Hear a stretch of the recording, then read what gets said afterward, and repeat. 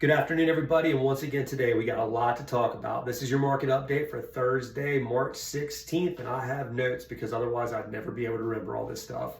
So it started with waves in the banking industry as of last week with the shuttering of Silicon Valley Bank, which led to another bank shuttering this weekend of Signature Bank.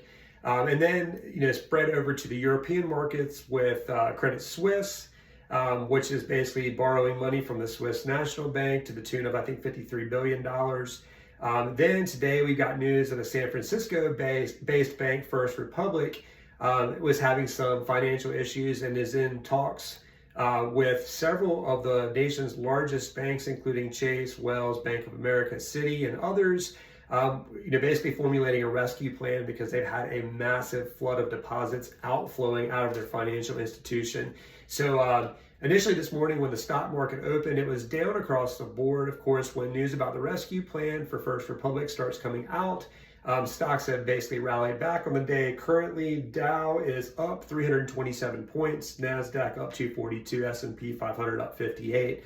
Unfortunately, as a result of money flowing back into stocks, we're taking money out of the bond market. Mortgage-backed securities on the day started pretty much flat, but down currently 31 basis points. So, lots of volatility in the market, lots of swings in both the stock market and the bond market today. We'll wait and see kind of what transpires throughout the rest of the afternoon.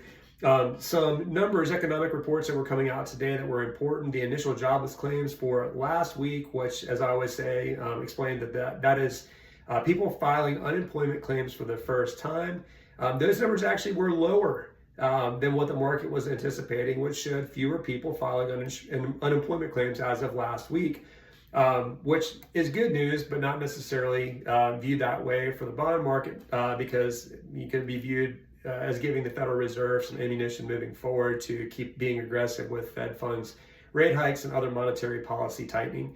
Also, housing numbers that came out, both housing starts for February and also housing permits, which is a good indicator of future housing starts and inventory, both were higher than the market anticipated. So good news for housing, certainly. I think builder sentiment was also above what the market was anticipating.